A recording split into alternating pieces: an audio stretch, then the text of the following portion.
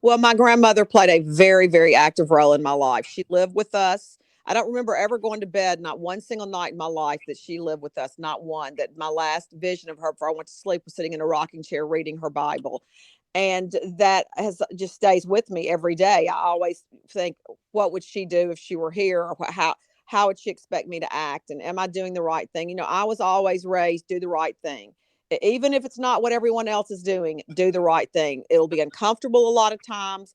You'll be going against the grain, against the crowd, against the public opinion, but do the right thing. And honestly, I mean, our biggest motto, my parents raised, I have one sibling, a brother, and they raised us that families don't have to match. And more importantly, they raised us to realize that you have to love people that don't look like you.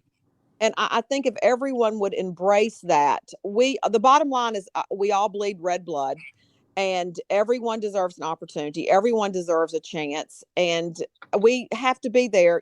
My dad always told me the only time you ever in your entire life look down on somebody is when you are lowering your hand to help pull them up.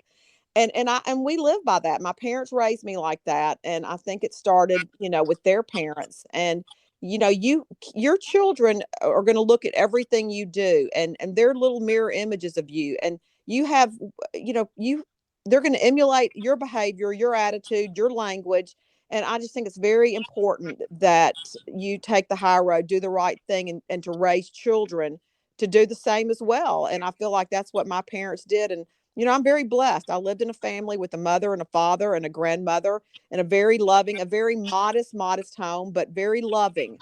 And it doesn't, money's important to a point, but it's more about your home and love and family and structure and being there for each other and having someone's back. And that's what we tried to raise our children.